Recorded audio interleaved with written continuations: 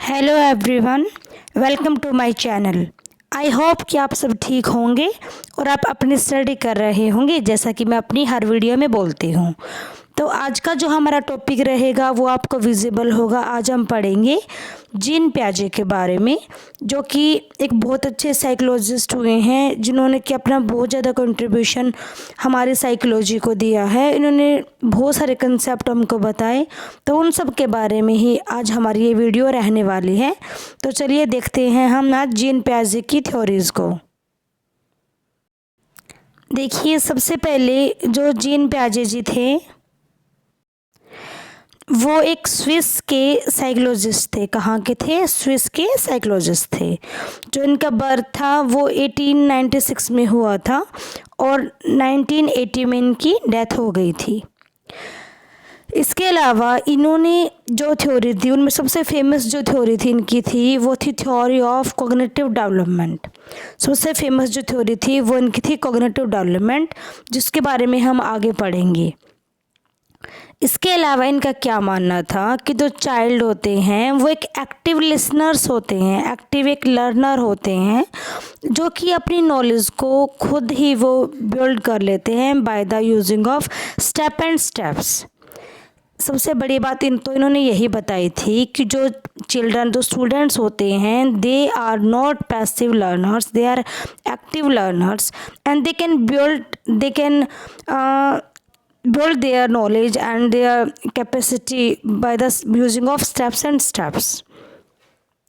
इसके अलावा इन्होंने कुछ की आइडियाज़ दिए थे जो कि इनकी थ्योरी से रिलेटेड है, वो भी बहुत इम्पोर्टेंट है।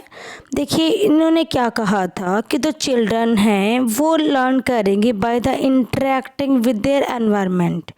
कि जो एक एनवायरनमेंट है वो बहुत ज़्यादा इम्पैक्ट डालता है किसी भी बच्चे की डेवलपमेंट पे, बच्चे की लर्निंग पे। तो इन सब पे एक बहुत बड़ा इन्फ्लुएंस रहता है हमारे एनवायरनमेंट का। तो environment must be according to the learners, according to learner होना चाहिए, जहाँ हम सीख सकें, जहाँ हमें अच्छे से अच्छे अपॉर्चुनिटीज़ मिल सके, कि जहाँ हम पढ़ सकें, जहाँ हम अचीव करना चाहते हैं। यदि हमारा एनवायरनमेंट उसके अकॉर्डिंग हो तो हम उसको ईजिली मतलब कि उसको हम पा सकते हैं, उसको हम अचीव कर सकते हैं। देखिए, इन्होंने यहाँ पे टू प्रोसेस के बारे में बात की है कि जो लर्निंग होती है वो टू प्रोसेस से ही आगे बढ़ती है। तो फर्स्ट यहाँ पे आप सोच रहे होंगे कि थर्ड भी लिखा हुआ है, तो मैं आपको बताती हूँ कैसे। तो फर्स्ट जो है वो है असिमुलेशन, मतलब कि fitting new information into existing ideas. कि न्यू कोई इन्फॉर्मेशन हमको मिली, उसको हम अपने आइडिया में फ़िट कर लेते हैं। न्यू इन्फॉर्मेशन को हम अपने आइडियाज़ में जो हमारे एग्जिस्ट कर रहे हैं हमारे माइंड में, उनको हम उसके अंदर हम फिट कर लेते हैं, उसको हम उसके अंदर जोड़ लेते हैं। तो ये होता है assimilation. Second is accommodation. Accommodation मतलब क्या है? Changing idea when the new information does not fit. यदि मान लीजिए आपके माइंड में कोई नई न्यू इन्फॉर्मेशन आ गई है, लेकिन वो आपके माइंड में फिट नहीं हो रही, आपको जम नहीं रही है वो बात, तो आप उसको चेंज कर लीजिए उस वाले आइडिया को, कि नहीं ये मेरे लिए तो सुटेबल नहीं है। मान लीजिए कि आपके किसी फ्रेंड ने आपसे कहा कि भाई मतलब कि आपका जो ये कैरियर को लेके आप बात कर रहे हो ना कि आपको टीचर बनना है, तो ये ठीक नहीं है। मान लीजिए किसी ने आपसे ये बात बोल दिया, तो आपने इस बारे में आपने इस न्यू इन्फॉर्मेशन को आपको मिली, तो आपने अपने माइंड में इसको सेट करना चाहा, लेकिन ये हो ही नहीं। मतलब कि असिमुलेशन तो आ गई, आपके माइंड में न्यू इन्फॉर्मेशन तो आ गई, लेकिन वो जमी नहीं, आपको फिट नहीं हुई। तो आपने उस आइडिया को चेंज कर लिया कि नहीं, उसके बोलने से क्या होता है, वो तो मेरा एम है, मेरे को तो बनना ही है। तो दैट इज़ अकोमोडेशन। और इन दोनों के बीच में जो बैलेंस करता है वही है इक्विलिब्रेशन। इन दोनों के बीच की जब बात आएगी, बैलेंस करता है असिमुलेशन और अकोमोडेशन में लर्निंग के लिए, वही है इक्विलिब्रेशन।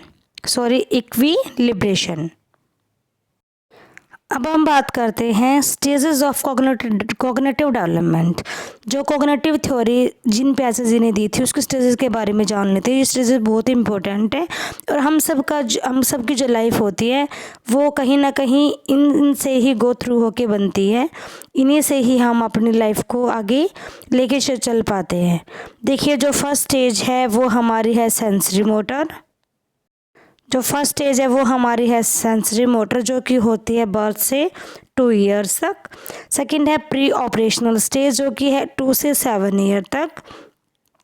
थर्ड है कॉन्क्रीट ऑपरेशनल, जो कि है 7 से 11 ईयर्स तक।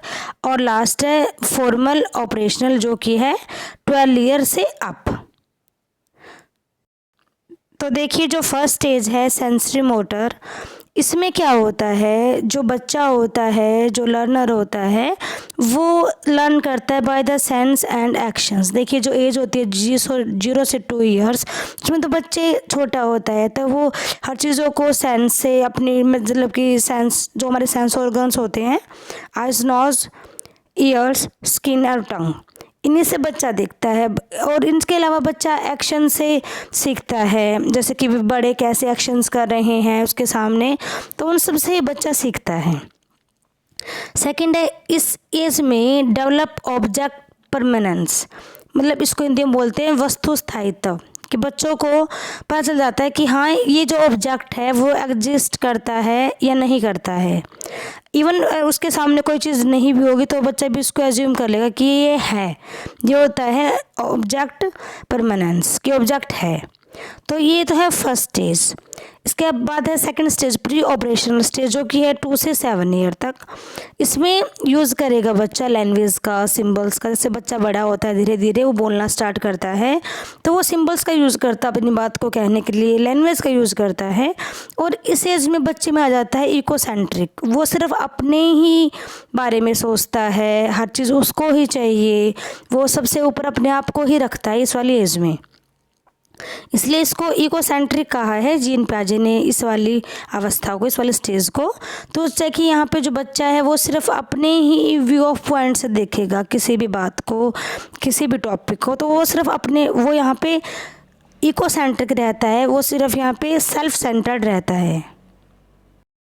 देखिए, नेक्स्ट है यहाँ पे कॉन्क्रीट ऑपरेशनल स्टेज, जो उसका जो ईयर्स टाइम पीरियड है वो 7 से 11 ईयर्स। इस वाली एज में जो बच्चे हैं वो लॉजिकल थिंकिंग करेंगे अबाउट कॉन्क्रीट ऑब्जेक्ट, मतलब कि लॉजिकल थिंकिंग मतलब वो क्वेश्चनिंग करते हैं, लॉजिक से सोचते हैं, किसी बात को ऐसे नहीं मान लेते, किसी बात के पीछे वो रीजंस मांगेंगे आपसे कि ऐसा क्यों होता है, लॉजिक्स लगाएंगे वो अपने अपने। तो यहाँ पे लॉजिकल थिंकिंग बच्चा करने लग जाता है। अंडरस्टैंड करेगा कंसेप्ट को, like conservations, quantity stays same even if shape change, मतलब कि बच्चा यहाँ पे कंजर्वेशन टॉपिक सीख जाता है। इसके अलावा बच्चा यहाँ पे बहुत सारी चीज़ें सीख जाता है, जैसे कि पैटर्न्स वगैरह सीख जाता है। बहुत सारे कंसेप्ट है जो बच्चा इस वाली एज में सीखता है। यहाँ पे कंजर्वेशन मतलब क्या है, मान लीजिए कि जैसे क्वांटिटीज सेम रहेगी, जैसे कि मान लीजिए 1 kg तो शुगर है और 1 kg कॉटन है, तो बच्चों को बोलेंगे, क्योंकि 1 kg कॉटन तो बहुत ज़्यादा हो जाएगी ना। मान लीजिए यहाँ पे 1 kg शुगर है, शुगर और 1 kg यहाँ पे कॉटन है, तो बच्चों से पूछेंगे कि इन दोनों में से हैवी कौन सा होगा, क्योंकि शेप, इसकी जो कॉटन की शेप होगी वो तो बहुत बड़ी होगी ना, क्योंकि कॉटन तो 1 kg बहुत ज़्यादा हो जाएगी और शुगर थोड़ी सी होगी। तो बच्चा यहाँ पे बता देगा कि जो क्वांटिटी है वो दोनों की सेम है, तो दोनों का जो वेट होगा वो सेम होगा। तो यही है कंजर्वेशन कंसेप्ट। तो बच्चा इस एज में हमको ये बात बता सकता है क्योंकि वो लॉजिकल थिंकिंग करने स्टार्ट कर देता है इसी वजह से। तो इस वाले स्टेज में ये सब होता है। नेक्स्ट है 4th stage formal operational stage, जो कि है 12+।